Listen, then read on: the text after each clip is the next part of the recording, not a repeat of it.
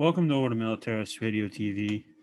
And today we are doing our show on the CIA, Arkansas, and drug trafficking. It starts out in Italy, and this is a very interesting story. So, if I go over our usual new normal time limit of 20 minutes or so, bear with me because the information is really good. It needs to be told. It is another one of these stories and parts of American history covered up. And so here we go. I'm beginning with chapter 17 from Operation Gladio.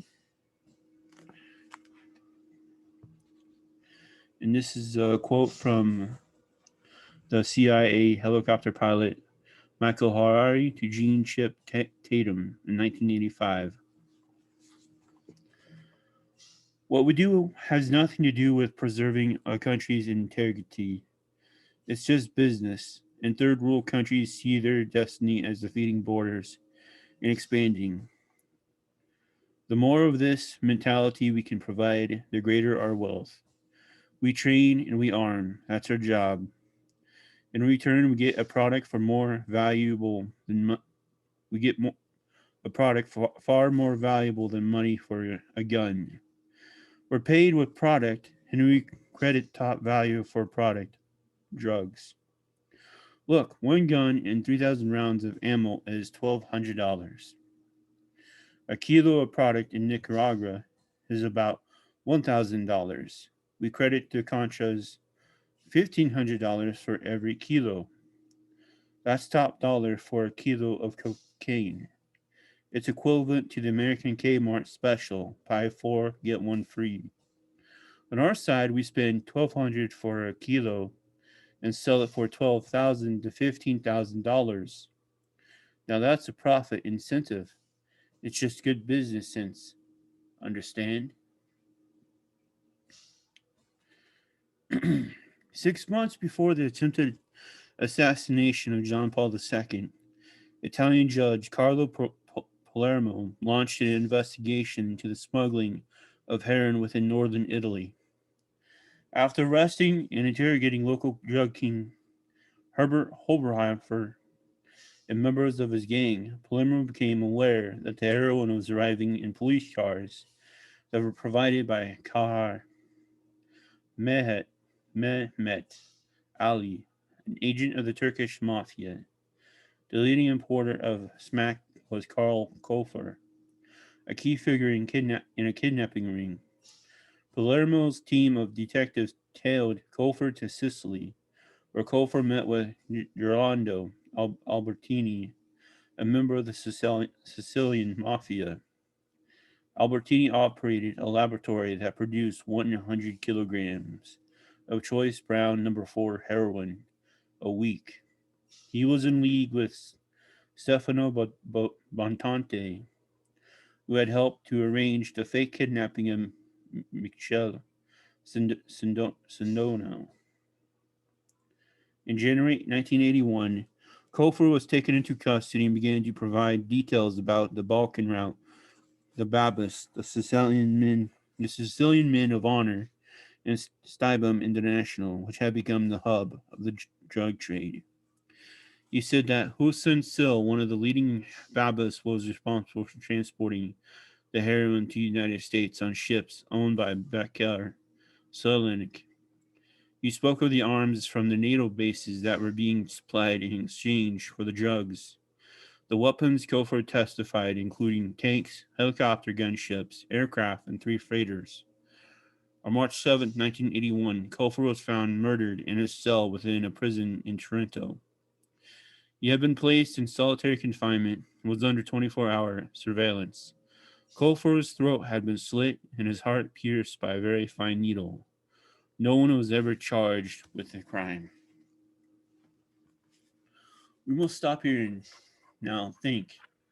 Since this has dealings with what it goes through in Arkansas and direct dealings with then who would become Governor Bill Clinton and then President Bill Clinton, who in the same like manner was also put in see here, solitary confinement under 24-hour surveillance, including this not one suicide watch, and also found murdered and friend of the Clintons. I seen this Sicilian guy with this drug kingpin was a friend of the Clintons, but worked for the men who worked for the Clintons. So I'm talking about Jeffrey Epstein.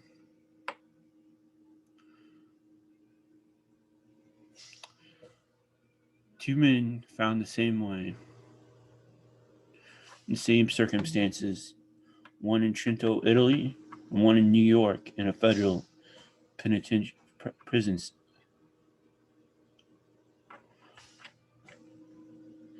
Coincidence? I think not. Now let's talk about the raid that made the CIA change its way of transporting the drugs. Now they had to go through Arkansas this time. But the damage had been done. Palermo and his investigators now turned their attention to Steinbam, the day-to-day activities of Henry Arson.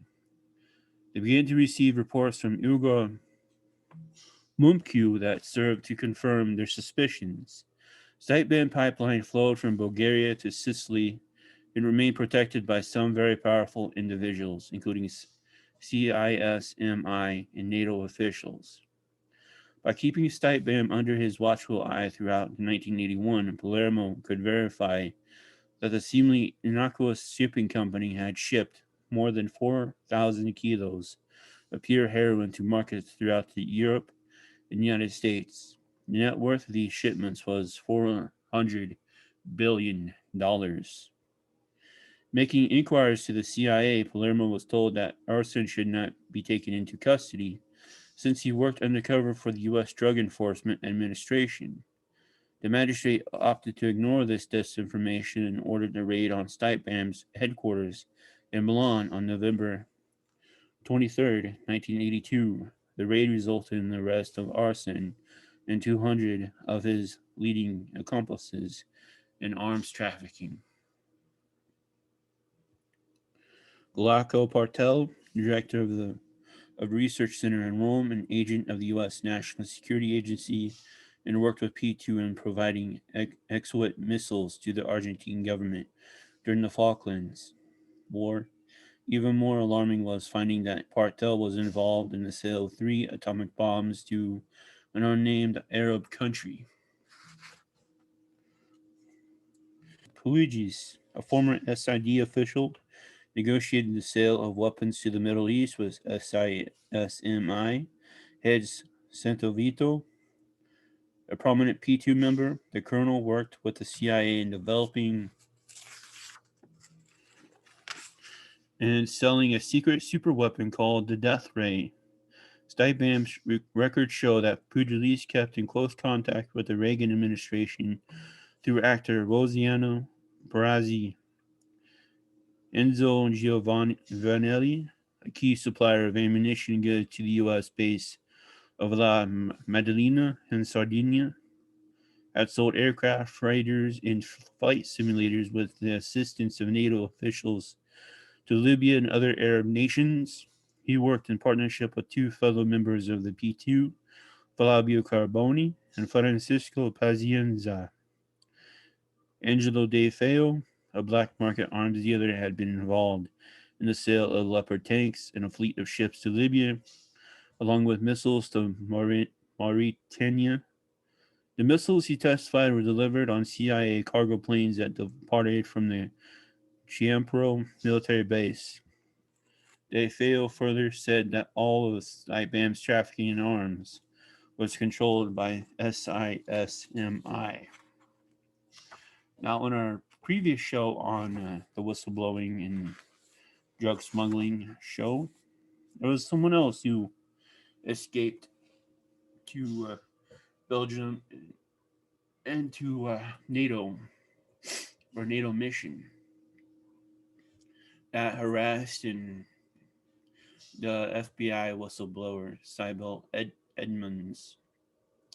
That was Colonel Dickerson, and he was subpoenaed to talk about what she found, and he would not be able to attend the subpoena because he fled the country to Belgium on what it was said was on a NATO mission. He has still yet to return. I don't think. Maybe he has, but kind of interesting what S this NATO organization inside NATO is doing. Well, let's do.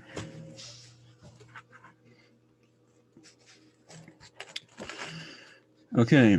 After the raid on Stipeband, the CIA created new shipping companies to perpetuate the drugs for armed trade.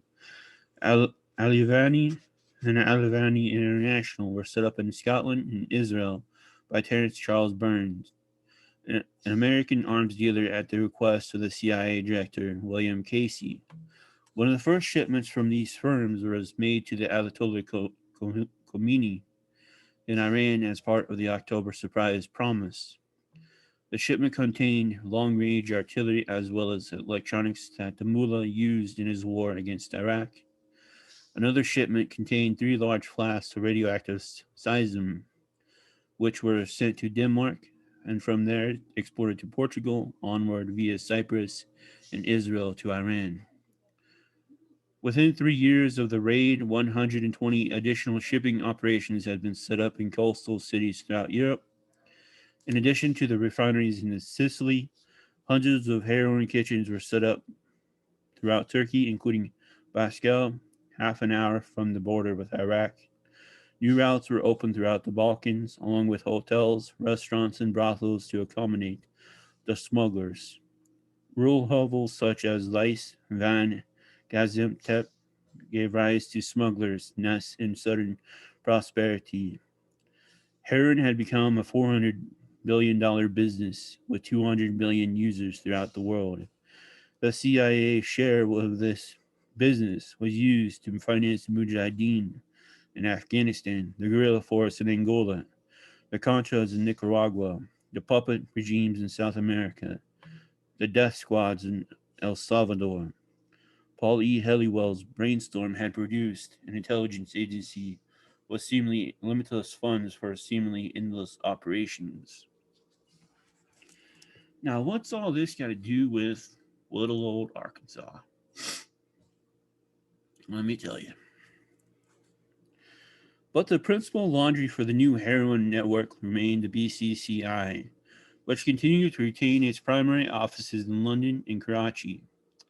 James R. Bath, a CIA associate and business partner of George W. Bush, remained the primary director. Bert Lance, an American businessman who served as the director of the Office of Management and Budget under President Carter, emerged in 1981 as a key BCCI consultant along with Arkansas-based power broker Jackson Stevens. In accordance with the wishes of William Casey, the CIA director under President Reagan, the BCCI stood alone, financially independent, and free from congressional scrutiny. We'll get back to this, folks, because it deals with Colonel Oliver North on why this was so important for them. Thanks to Lance and Stevens, Western Arkansas became the hub of international drug smuggling. Cocaine was being smuggled into the small airport in Mena by CIA assets, including pilot Barry Seal. We'll get into him in a moment.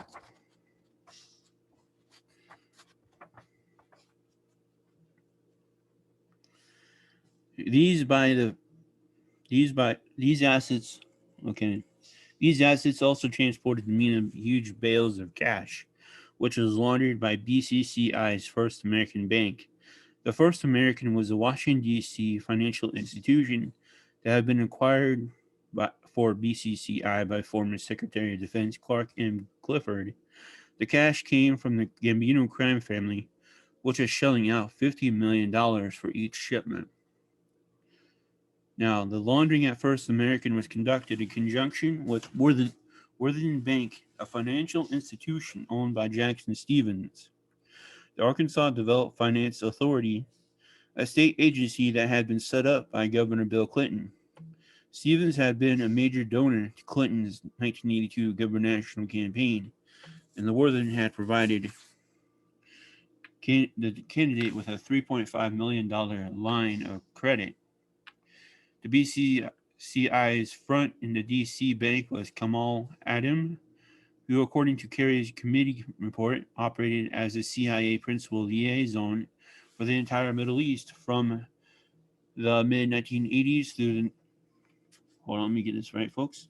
From the mid-1960s through 1979. In his attempt to probe First American CBS correspondent Bill Plante complained there was a trail of tens of millions of dollars in cocaine profits from Mena, Arkansas.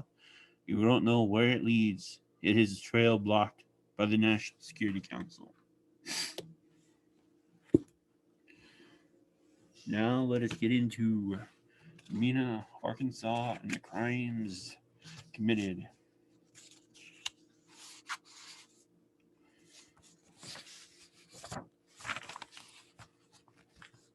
I'm just going to share you a few bullet points from this hefty 10-page report here, folks. Let me see if I can get this on the screen here.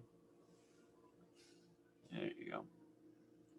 Anyway, this report is linked on the show page, and I'll have the links into the description as well, so you can have the links there.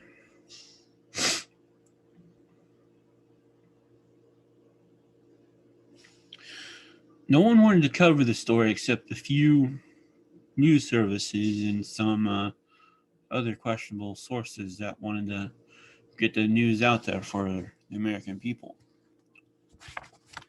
So, from the first account circulating locally in Arkansas, the story surfaced nationally as early as 1989 in a Penthouse article called Snowbound, written by the investigative reporter John Cummings, in a Jack Anderson column, but was never advanced at the time by other media.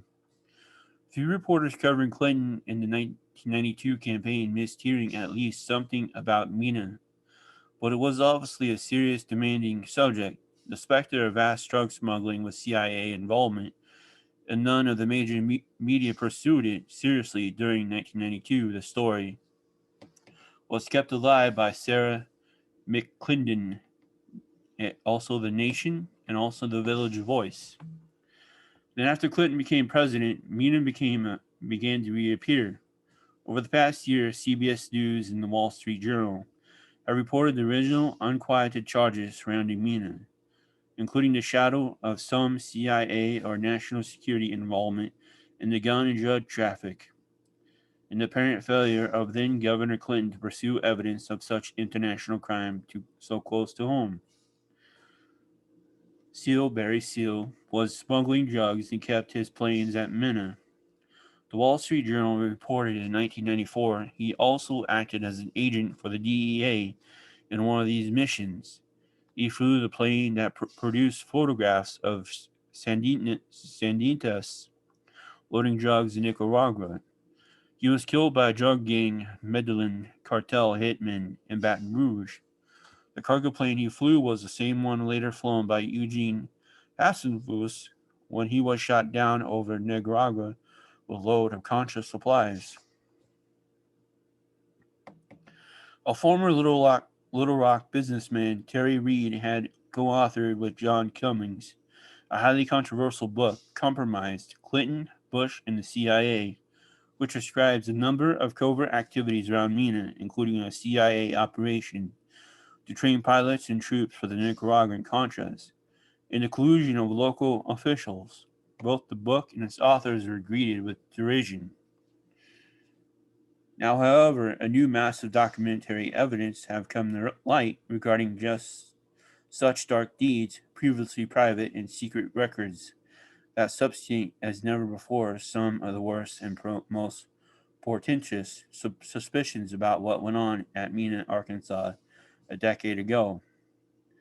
Given the scope of implications of the Mena story, it may be easy to understand the media's initial skepticism and reluctance, but it was never so easy to dismiss the testimony and suspicions of some of those close to the matter.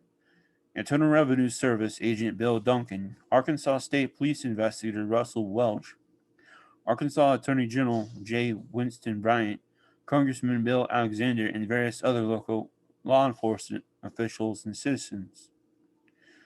All these people were convinced by the late 80s that there existed what Bryant termed credible evidence of the most serious criminal activity involving Mena between 1981 and 1986. They also believed that the crimes were committed with the acquiescence, if not the complicity, of elements of the U.S. government, but they couldn't seem to get the national media to pay any attention.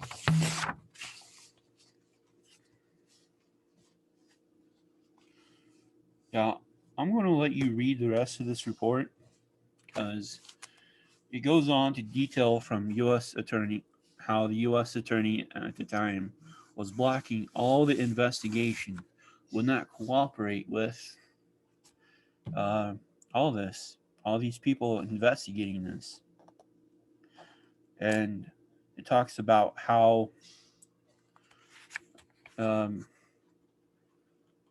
different other people came forward and testified, even uh, FAA records and everything. And so I want you to read this information, folks. It'll be linked down below so you can read it all. It is worth your time to read, research, follow the facts, get this news out there.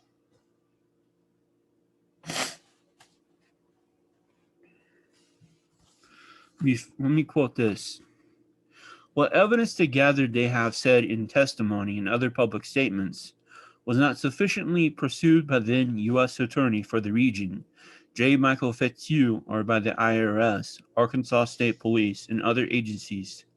Duncan, testifying before the joint investigation by the Arkansas State Attorney General's Office, United States Congress in June 1991, said that 29 federal indictments drafted in a MENA-based money laundering scheme had gone unexplored. Fitzhugh, responding at the time to Duncan's charges, said, "This office has not slowed up any investigation and has never been under any pressure in any investigation." By 1992, to Duncan's and Welch's mounting dismay, several other official inquiries into the alleged MENA connection were similarly ineffectual or were stifled altogether, furthering their suspicions of government collusion and cover-up in the testimony before Congress. Duncan said that IRS withdrew support for operations and further directed him to withhold information from Congress and perjure myself.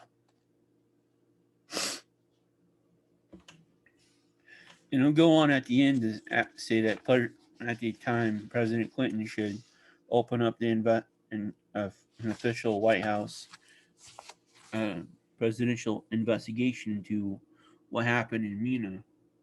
But as I told you in the book Operation Gladio, he already knows about it. He's taking part in it through his investor friends and everything. And so and as we learned or didn't learn, nothing really came of it. And we get some water here, folks. Mm.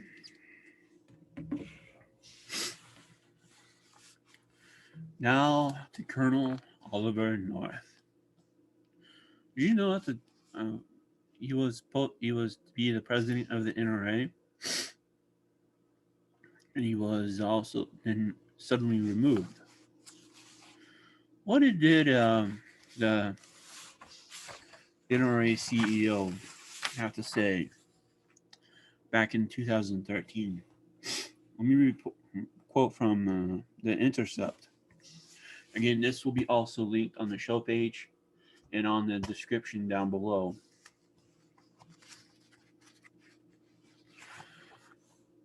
The National Rifle Association has always been clear about drugs. They're terrifying. Last year, NRA CEO Wayne LaPierre darkly warned that members of drug gangs are infiltrating law enforcement and even the military. In 2013, LaPierre proclaimed that Latin American drug gangs have invaded every city of significant size in the United States and are a key part of the hellish world that awaits us in the future. When Charlton Heston was president of the NRA in the 1990s, he declared that regular Americans would soon be besieged by 10,000 drug dealers freed from prison by the Clinton administration. It seems odd then that the next president of the NRA will soon be Oliver North, who spent years in the 1980s working together with large scale cocaine traffickers and protecting the notorious narco terrorists from the rest of the US government. This reality about North has been largely covered up, first by North himself, then by Fox News, in the passage of time. 30 years later, it almost totally forgotten, but the facts still remain generally appalling. North was an active duty Marine when he joined the Reagan administration's National Security Council in 1981.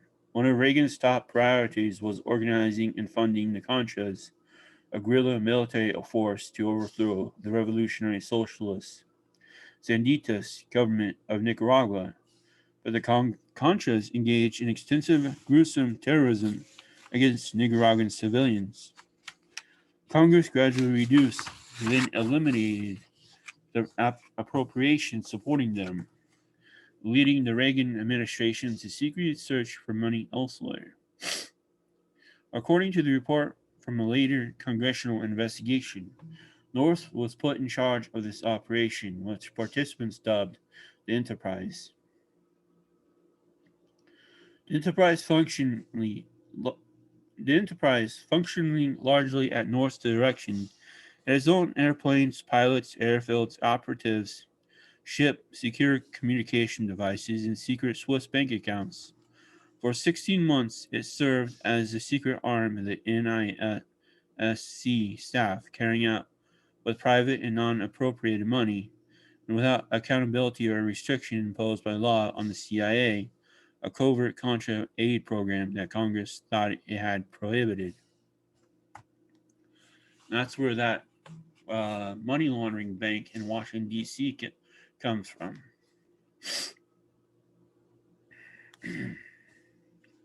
Right under their noses in Washington, D.C.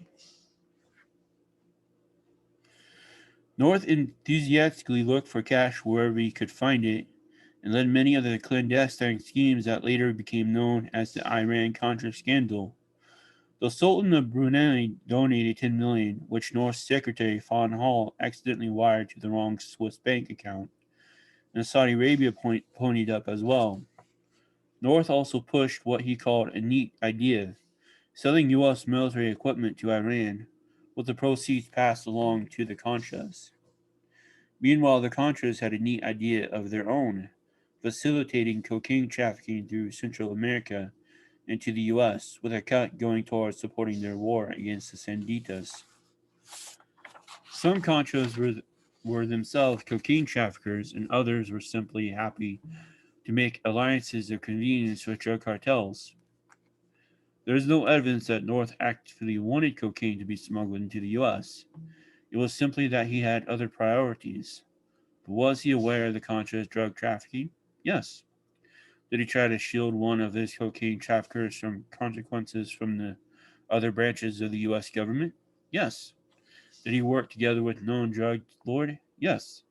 All in all, North's connection to drug trafficking were so egregious that in 1989 he was banned from entering Nicaragua's neighbor, Costa Rica, by Oscar Arias, the country's president and 1987 recipient of the Nobel Peace Prize.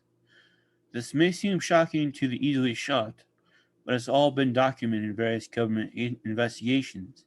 All you need in order to learn about it is a curiosity and an internet connection. For instance, here's a screenshot from the CIA website about the Nicaraguan Revolutionary Democratic Alliance, or the ARDEN, or the ADREN by its Spanish acronym, which was later folded into the Contras.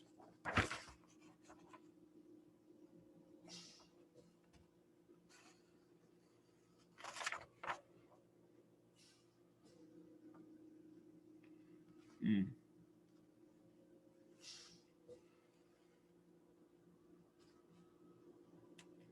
There is the screenshot.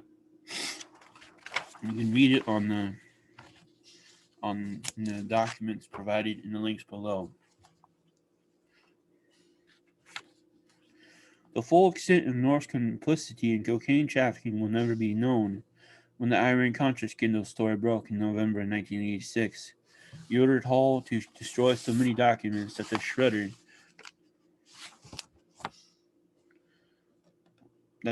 was malfunctioning, that they had to get the White House maintenance men to come over and fix it. So,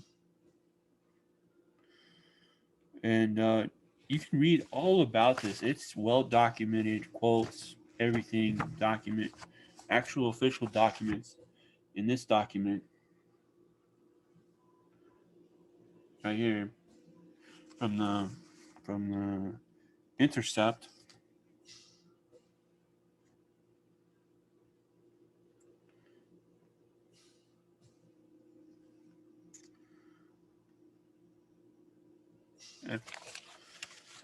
Yeah, it's all right here, all documented. Now, I'm only going to tell you all this short little bit because it would take forever to go through all these bits and pieces. So, do your homework and read the documents. Your mind's gonna be blown. That's gonna be okay, and you're gonna be shocked. Again, that's okay. As we are here to deliver you the truth that has been hidden from us, and to help break and crumble the deep state that is ruining this country.